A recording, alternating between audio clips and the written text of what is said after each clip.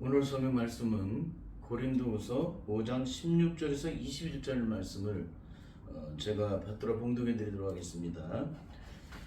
그러므로 우리가 이제부터는 아무 사람도 육체대로 알지 아니하노라. 비록 우리가 그리스도도 육체로 알았으나 이제부터는 이같이 알지 아니하노라. 그런즉 누구든지 그리스도 안에 있으면 새로운 피조물이라. 이전 것은 지나갔으니 보라 새 것이 되었도다.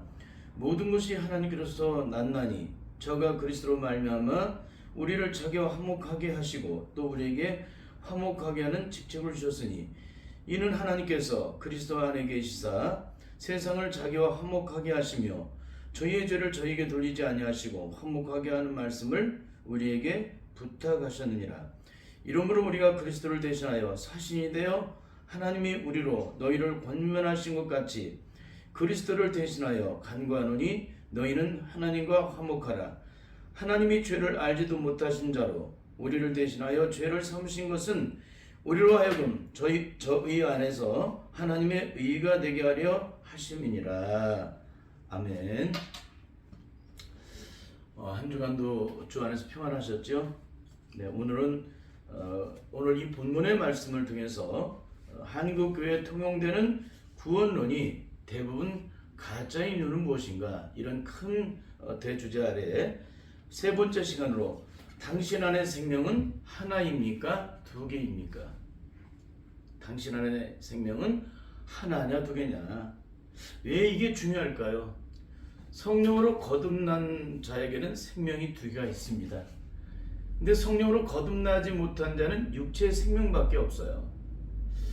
육체의 생명이 있는 자는 육체가 원하는 대로만 살지만요, 영적인 생명인 자는 영적인 뜻을 따라 이루는데 하나님이 원하시니까 영이신 하나님이 원하신 대로 살아가게 돼요.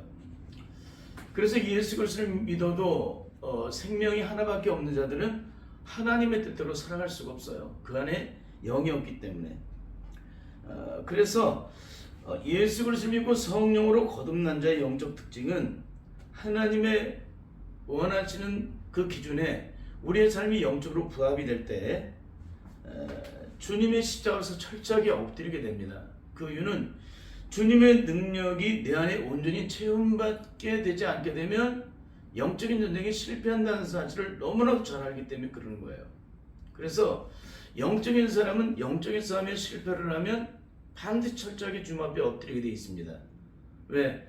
영적인 전쟁에 패배하는 순간에 우리는 악한 마귀에 메인바되어서 결국에는 멸망길로 갈 수밖에 없기 때문에 그러는 거예요. 기독교는 영적인 종교죠. 영적인 종교이기 때문에 영적 전쟁을 하는 종교라고 사도 바울은 에베소를 통해서 증거를 해주고 있어요. 우리가 전신갑주를 입어야 된다. 영적 무장을 해야 된다. 가슴에 의의 용류를 쥐고 구원의 투구를 써야 된다. 여러 가지 많은 얘기를 해요. 진리를 어리들을 떼야 된다. 그만큼 영적으로 무장해야 되는 이유는 모든 싸움을 싸운 후에 온전히 서기 위해서 그러는 거예요. 여러분, 싸움에서 자빠진 자는 주님 앞에 설 수가 없습니다. 완전히 승리를 한 사람만이 주님 앞에 서는 거예요. 그러니까 주님 앞에 선다는 얘기는 뭐예요? 주님의 영광에 들어간다는 거예요. 여러분, 이것을 잊지 마시길 바랍니다. 여러분, 그렇습니다. 성령의 사람은 성령의 능력이 없이는 우리는 아무것도 할 수 없다는 사실을 알아요. 왜? 육체의 소욕은 죽었기 때문에 그러는 거예요. 성령의 능력이 아니면 우리는 영적으로 승리로 나갈 수 없다는 사실을 너무나도 잘 알기 때문에 그러는 거예요. 그래서 철저하게 주님의 십자가 앞에 엎드리고 또 엎드리는 이유는, 능력을 구하고 또 능력을 구하는 이유는, 은혜를 구하고 또 은혜를 구하는 이유는, 성령 충만 후에 충만을 구하는 이유는 그 능력이 없이 우리는 아무것도 할 수 없기 때문에 악한 마귀의 세력에 만전만패를 당한다는 사실을 너무나도 잘 알기 때문에 그렇게도 철저하게 주님 앞에 엎드리는 거예요. 매일매 순간 하루도 빠짐없이. 여러분, 이것이 바로 성령으로 거듭난 자들의 삶이에요. 오늘 우리가 나를 위해 십자가에 못 박혀 피 흘려 죽으신 예수를 만났다고 하면서도 실제 삶에서 영적인 능력이 전혀 없는 이유는 성령의 능력 안에서 새로운 피조물로 거듭나지 못하기 때문에 그런 거예요. 여러분, 새로운 피조물로 거듭나게 되면 영적인 능력이 있을까요? 없을까요? 반드시 있죠. 우리가 하나님의 자녀가 되었다는 얘기는 하늘의 권세와 능력, 바로 영적인 능력이 내게 채워졌다는 거예요. 내게 영적인 능력이 부어졌다는 얘기입니다. 근데 성령으로 거듭났다 하면서 그런 영적인 능력, 그런 영적인 변화가 내 삶에 없다면, 또 영적으로 깨달아지지 않는다면, 그건 내 힘과 의지가 아니라 내 지혜가 아니라 하늘의 능력과 의로로 말미암아, 하늘의 지혜로 말미암아 하나님께서 하나님의 말씀이 증거되는 말씀이 내가 영적으로 깨달아지지 않게 된다면 나는 절대 성령으로 거듭난 영적인 사람이 아니라는 것입니다. 오늘 본문의 말씀을 보시면 사도 바울은 이렇게 고백하고 있어요. 성령으로 말미암아 새로운 피조물이 되면 가장 먼저 나타나는 영적인 능력은 무엇인가? 뭐 여러 가지가 있겠지만 그 중에서 첫 번째로 뭐냐면 육체로 오신 예수님을 더 이상 알지 않게 된다는 거예요. 왜 육체로 오신 예수님을 더 이상 알지 않게 돼요? 예수님은 육으로 오셔서 뭘 하셨어요? 십자가에서 모든 구원의 의를 이루셨어요. 그러면 십자가에서 모든 구원의 의를 이루신 그 영광을 내가 알아야지. 그 축복을 알아야지. 그 은혜를 전혀 모르고 예수님께서 이 땅에서 행하신 것만 보고 배우고 듣고 깨닫고, 그게 무슨 능력이에요? 십자가의 능력이 내 능력 돼야 되잖아요. 주님이 왜 오셨어요? 우리를 저주에서 구원하러 이 땅에 오신 거예요. 그거를 이론적으로 배우고 공부해서 깨달은 것으로는 절대 능력이 안 돼요. 나를 위해 십자가에 못 박으신 그분의 능력이 내 능력이 돼야 한다는 거예요. 그러니까는 오늘 사도바울은 뭐냐? 새로운 피조물이 되려면 육으로 오신 예수님이 아니라 영으로 오신 예수님에 대해서 집중한다는 거예요. 성령으로 오신 예수님. 그분이 언제 오셨어요? 오순절 마가에다가 바람처럼 불처럼 임하셨죠. 그 능력을 받고 나서 제자들은 기가 막힌 사람으로 변화가 되잖아요. 세상을 감당하는 사람, 죽음을 이기는 사람, 시험을 이기는 사람, 어떤 고난과 고통이 찾아도 그 고난을 뚫고 나가는 그런 놀라운 역사가 일어나잖아요. 환란의 굳은 비바람이 불어도 전혀 요동치를 않아요. 인생의 죽음이 찾아도 조금도 요동치를 않아요. 그러게도 육체 생명을 잃어버릴까 봐 두려워서 벌벌 떨던 베드로가 어떻게 돼요? 내가 보고 들은 것을 말하지 않을 수가 없다. 베드로를 죽이려고 덤벼들고 있잖아요. 수많은 사람들이. 근데 감옥에 갇혀서 착고에 매여 있어도 베드로는 평안해요. 조금 유동하지 않아요. 왜 그렇게 변화됐을까요? 그 안에 영의 생명이 잉태되었기 때문에 그러는 거예요. 성령을 받았기 때문에. 성령을 받으면 이런 놀라운 역사가 일어나는 것입니다. 둘째로는 새로운 피조물이 되면 더 이상 과거가 존재되지 않는다는 거예요. 여러분, 새로운 피조물이 된 사람에게 과거가 존재합니까? 과거에 어떤 고통과 심내 인생을 살았어도 더 이상 그 과거는 더 이상 내게 존재되지 않는 거예요. 새로운 피조물이 되면 내 육체를 살았던 모든 삶의 과거는 다 청산이 되는 거예요. 거기에 죽음의 고통이 있었던, 내 인생을 황충히 먹어갔던 그런 비참함이 인생의 처참함을 드러냈던 인생을 살아왔던 예수 그리스도를 만나는 순간에 하늘의 영광된 그 영적인 자존감이 내 안에 회복되기 때문에 하나님의 자녀가 되었다는, 하나님 나라의 영광된 그 자녀가 되었다는 영적인 자존감이 내 안에 그대로 영적으로 내 안에 채워지기 때문에 땅에서 살았던 수많은 절망과 고통이 더 이상 내게 기억되지 않는다. 왜? 십자가에 못 박혀 죽음으로 우리의 과거가 이미 청산되었고 못 박아 죽음으로 영적 장례식을 치른 자들에게 과거가 존재합니까? 예수 그리스도의 게 십자가 못 박혔다는 얘기는 뭐예요? 죽었다는 얘기예요. 내 과거가, 내 죄가 죽었다는 거예요. 나의 지난날의 옛사람이 죽었다는 겁니다. 근데 거듭났다고 해서 옛사람이 하나도 안 죽었기 때문에 제가 계속 이 말씀을 증거하는 거예요. 개척 때부터 이걸 증거하는 거예요. 제가 안 죽었다고. 당신은 안 죽었으면 거듭나지 못한 거라고. 죽은 자는 말이 없고 거듭난 자는 영적 능력이 있다는 거예요. 거듭났는데 영적인 능력이 없어요? 여전히 육신에 속해서 사망에 왜 살아갑니까? 절대 그럴 수 없죠. 그러니까 이렇게 끊임없이 말씀을 증거하는데도 한국교회가 이런 영적인 세계에 대한, 영적인 능력에 대한, 영적인 구원에 대해서 증거를 안 했기 때문에 이렇게 제가 하는 설교가 힘이 드는 거예요. 진이 빠지고. 아무리 말해도 안 들어가요. 배우고 공부해서 구원을 확증시켰기 때문에.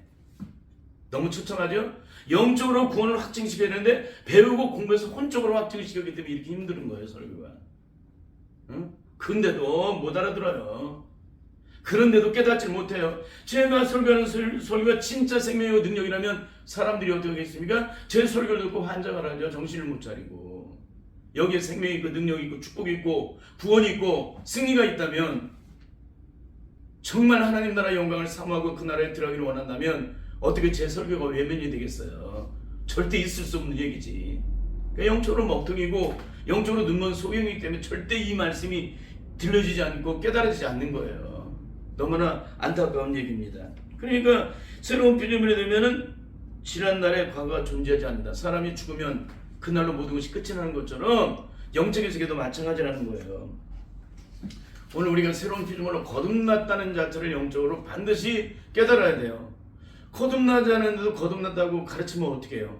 그걸 믿게 하면 어떻게 돼요? 가르치는 자도 망하고 그대로 믿는 자도 망하는 거예요. 둘 다 망하는 겁니다. 이런 처참함을 들여서는 안 돼요. 그런 의미에서 한국 기독교나 구원파나 신천지 등 각종 이단들이 증거하는 구원론은 대부분 뭐예요? 가짜라는 거예요. 왜 그래요? 요한일서 3장 8절에서 9절의 말씀과 요한일서 5장에서 증거하는 말씀이 그걸 그대로 대변해 주기 때문에 그래요.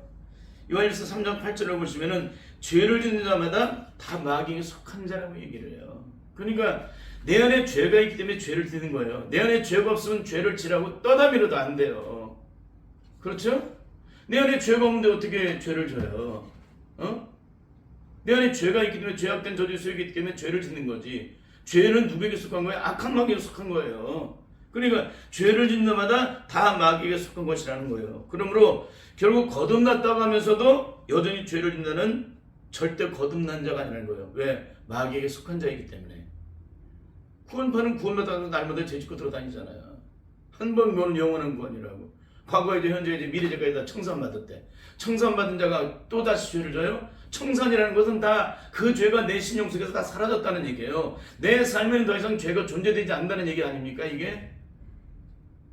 근데도 죄사함의 비밀이라고 걸 깨닫고 감격하고 너 구원받았어 나 구원받았어.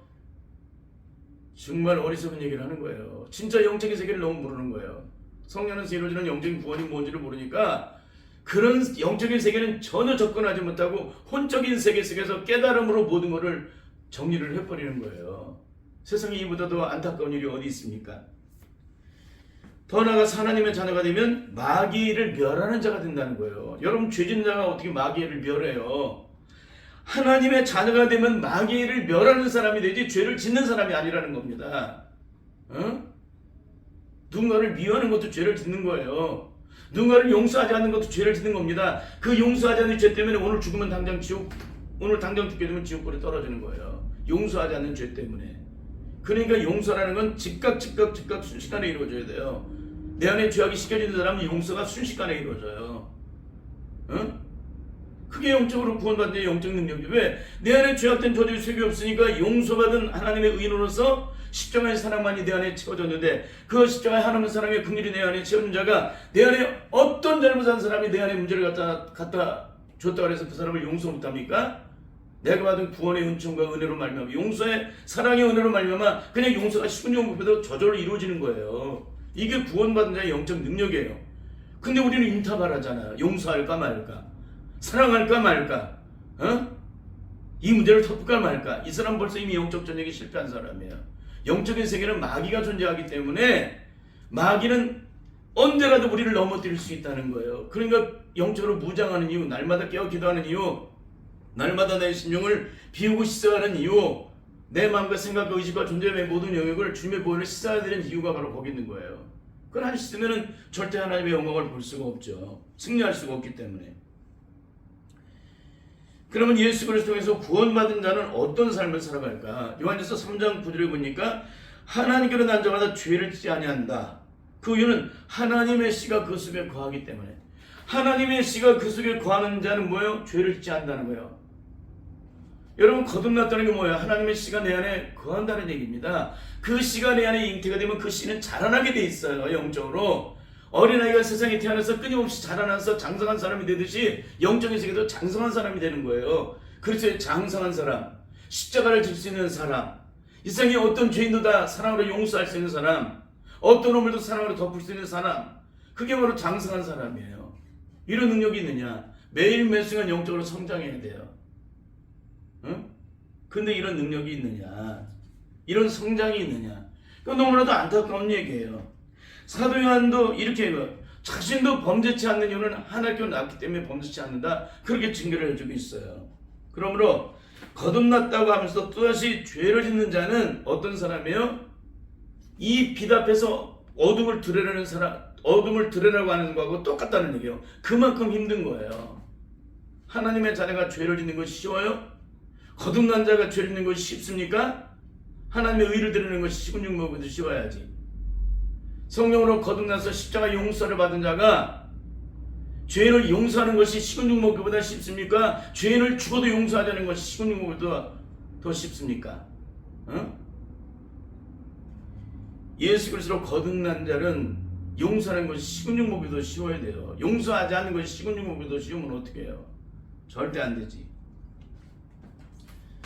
그런데도 거듭난 자들이 거듭나기 전과 조금도 다를 바 없이 죄를 반복시 짓는다면 과연 이 요한 1서 3장 8절 9절의 말씀이 과연 이들에게 온전할 수가 있느냐는 거예요. 절대 있을 수 없습니다. 특히 하나님께 난 자들은 반드시 하나님과 화목을 이룬 자들이기 때문에 그 하나님께서 하나님과 화목을 이룬 자들에게 화목케 하는 직책을 주신다고 말씀하고 있습니다. 그 이유는 죄를 전혀 알지 못하는 예수님에게 하나님께서 우리를 대신하여 죄를 씌우신 이유는 우리로 하여금 저희 안에서 하나님의 의가 되게 하시기 위해서 그렇게 하신 거예요. 우리는 반드시 주님의 십자가의 사랑으로 하나님과 화목된 자로서 이웃에게 화목을 이루어야 돼요. 절대 원수를 맺어서는 안 돼요. 절대 상한 마음을 가져서 안 돼요. 누군가를 판단해서는 안 돼요. 정죄해서도 안 됩니다. 헤아려서도 안 됩니다. 나도 알지 못하는 사이에 누구를 헤아렸다면 빨리 주님 앞에 엎드리세요. 내가 누군가를 헤아렸습니다. 주님, 내 안에 이 죄가 변조될 수 있기 때문에 내 안에서 내가 반응되어졌습니다. 주님 십자가로 나를 정결하게 써주시고 내 안에 모든 저주의 사슬을 끊어주시고 저주의 쓴뿌리를 뿌리쳐 뽑아달라고. 내 안에 잔뿌리가 아직도 남아있습니까? 아직도 살아있는 그 뿌리가 내 안에 뿌리를 받고 있습니까? 주여 나를 붙잡아달라고 주님 앞에 엎드려서 기도를 해야 돼요. 언제까지? 그 죄악된 저주의 뿌리가 잘라질 때까지, 뽑아질 때까지, 그 소리가 더 이상 내 안에서 반응되지 않을 때까지 철저하게 우리는 성령에서 나를 드러놓고 기도해야 될 줄 믿습니다.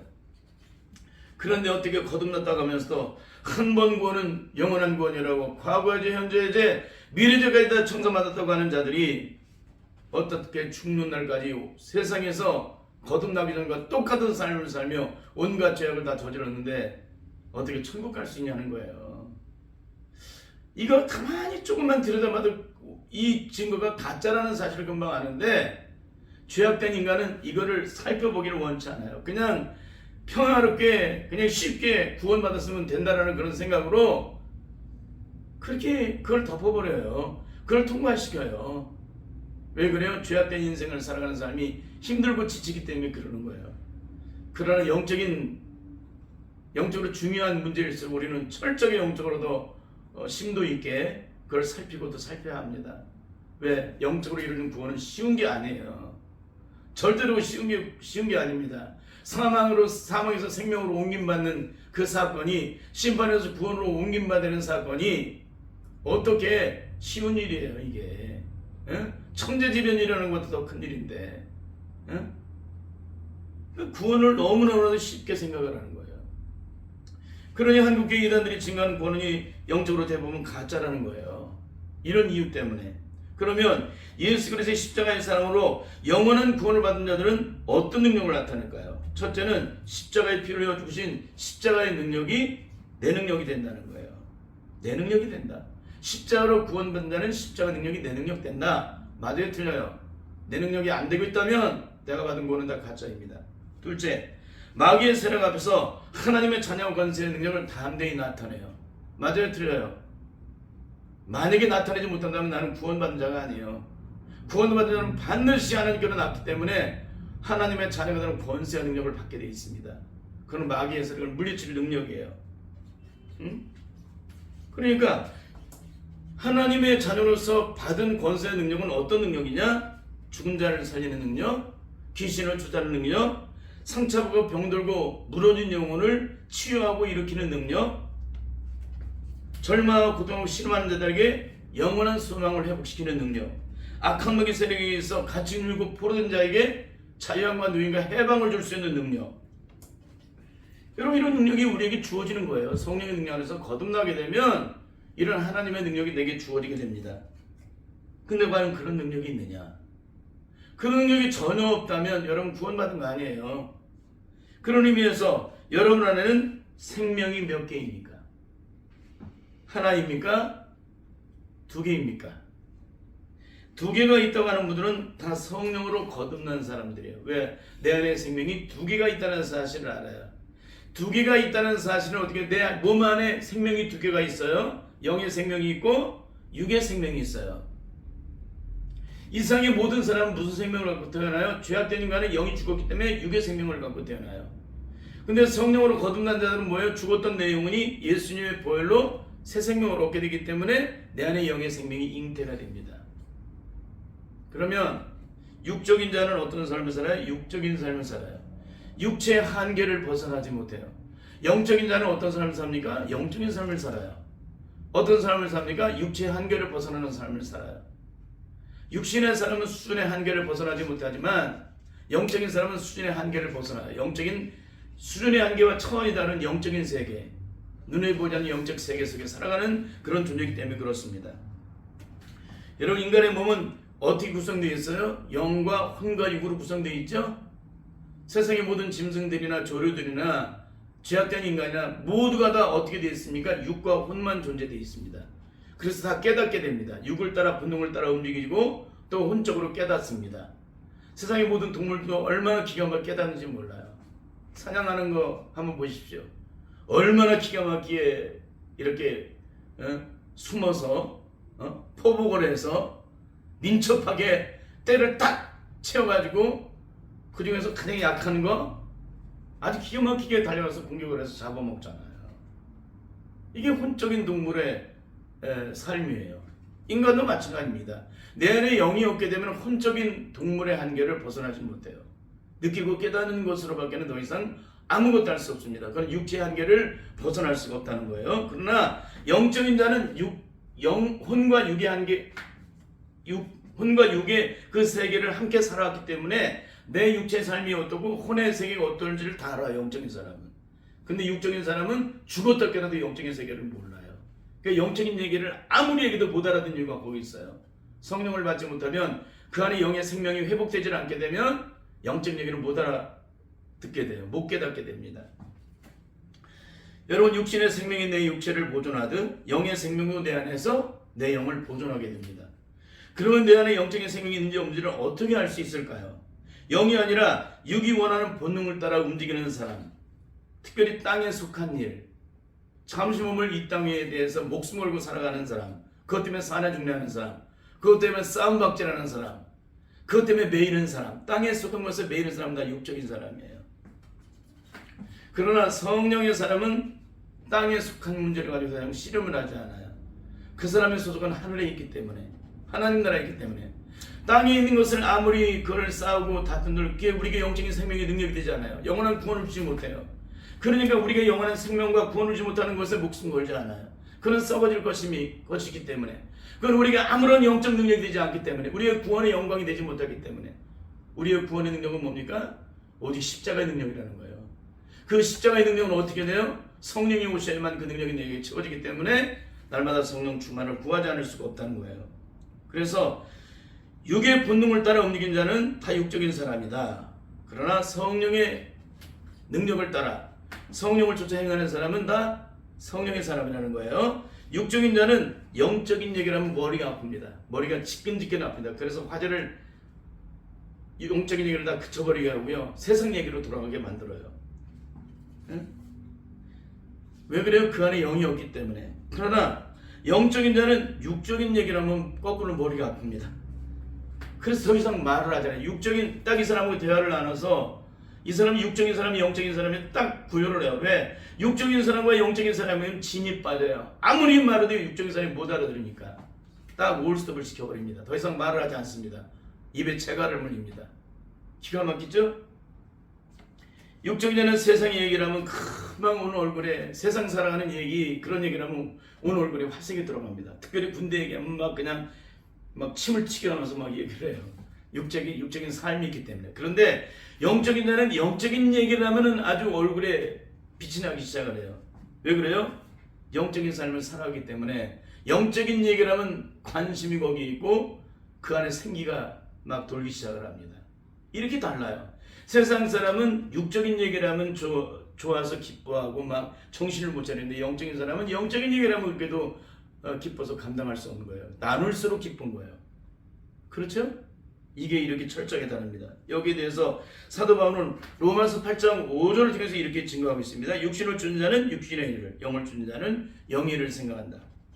8장 7절에서 9절의 내용을 보면 영적인 사람과 육적인 사람은 어떤 결국을 나타내는지를 아주 기가 막히게 증거해 주고 있어요. 첫째는 육에 속한 사람의 생각은 하나님과 원수가 되기 때문에 하나님의 법에 굴복하지 않을 뿐만 아니라 할 수도 없다라고 못을 받고 있어요.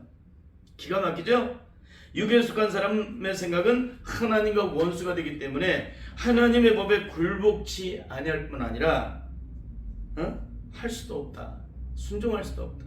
굴복하지도 못하고 순종하지도 못하고 그 일을 따라 행할 수도 없고, 둘째는 육신에 속해 살아가고 있는 자들은 절대 하나님을 기쁘시게 할 수 없다. 그 예수 그리스도를 일평생 믿어도 성령으로 거듭나지 못한 자는 아무리 온갖 충성을 다해도 헌신을 해도 하나님을 기쁘시게 할 수가 없어요.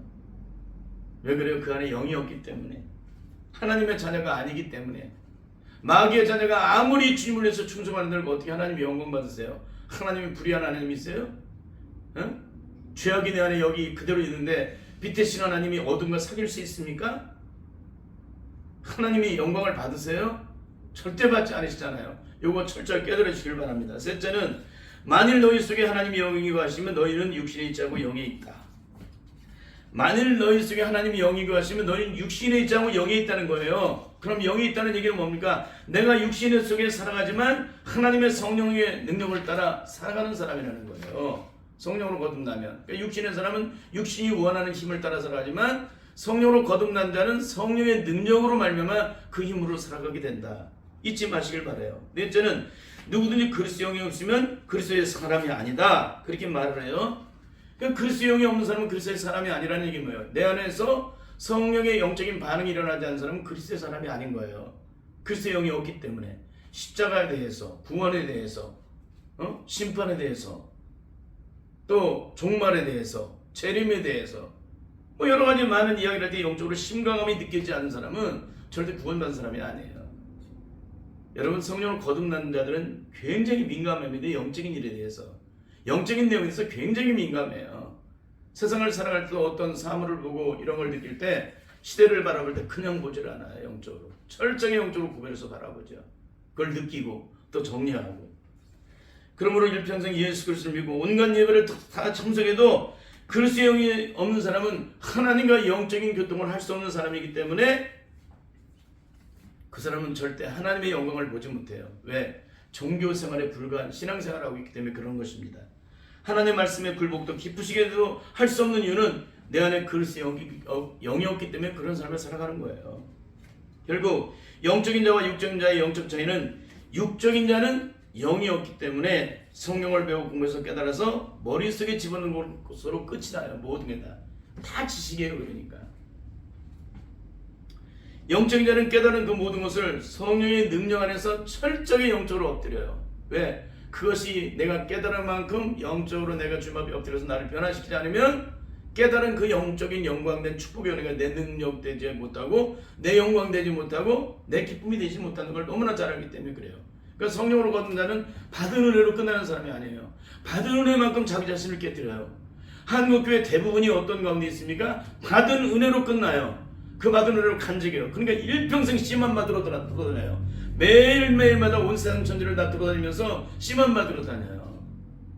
여러분, 세상에 이보다 더 불행한 일이 어디 있습니까?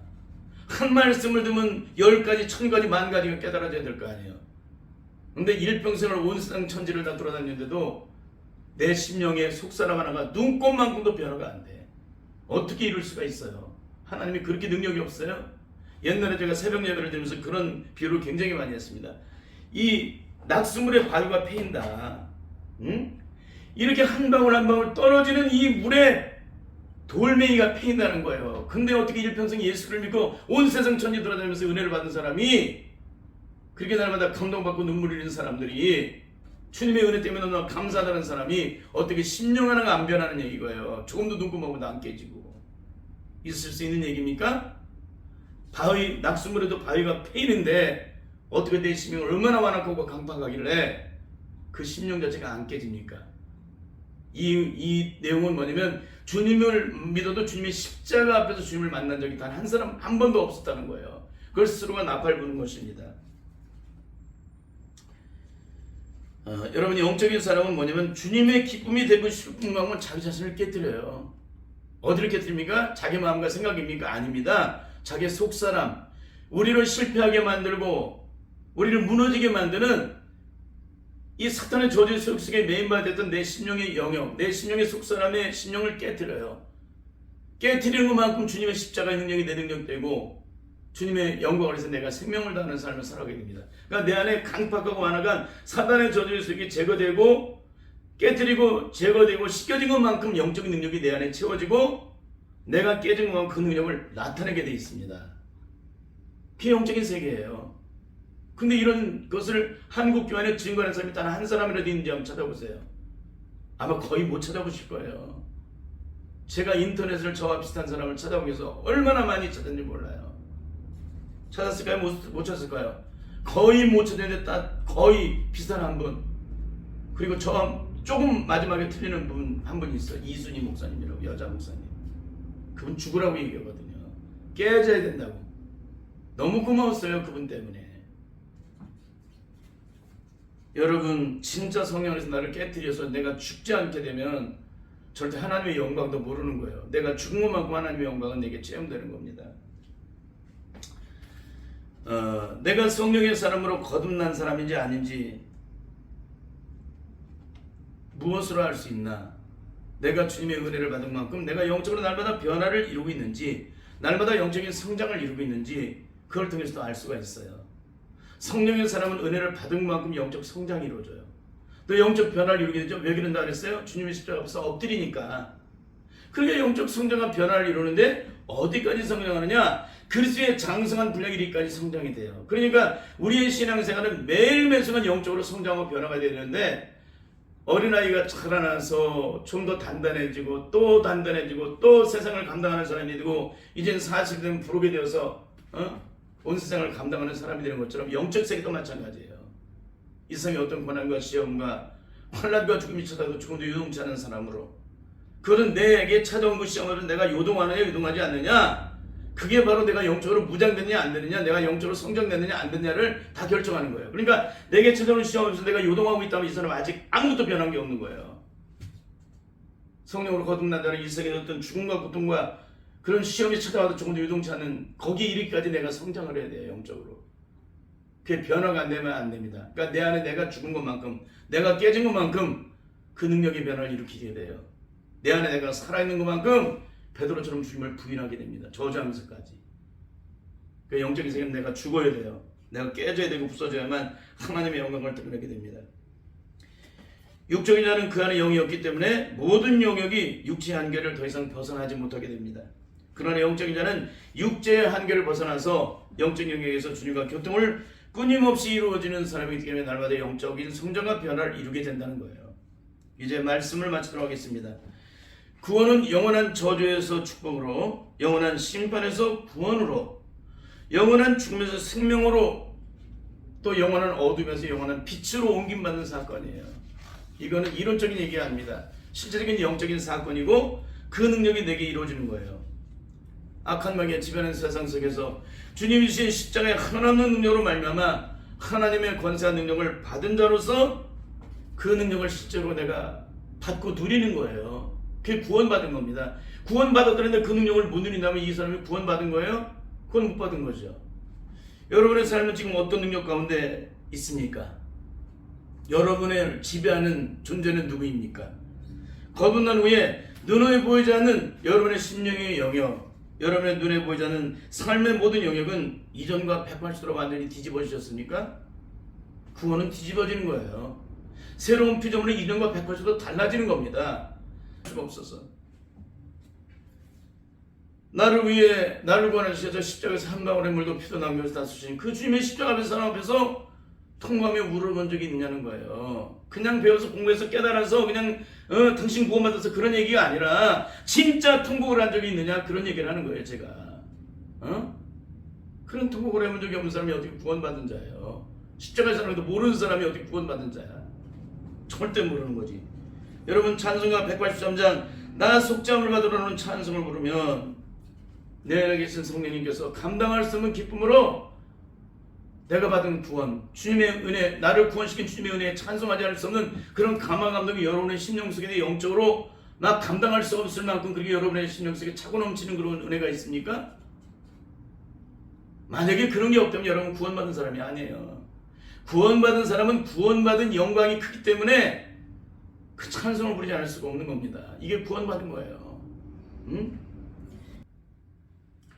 이 세상에서 내 인생을 파장시키고 내 자식을 완전히 다 망쳐버리고 인생의 끝없는 대가를 치르게 하여도 내가 받은 고통과 아픔으로 온데간데 없어지고 도리어 나를 고통으로 죽음으로 이끈 그 사람의 영혼을 불쌍히 여기고 그 영혼에서 통곡하며 눈물을 흘려본 적이 있습니까? 만약에 그 영혼에서 눈물을 흘려본 적이 없다면 여러분 절대 구원받은 자가 아니에요.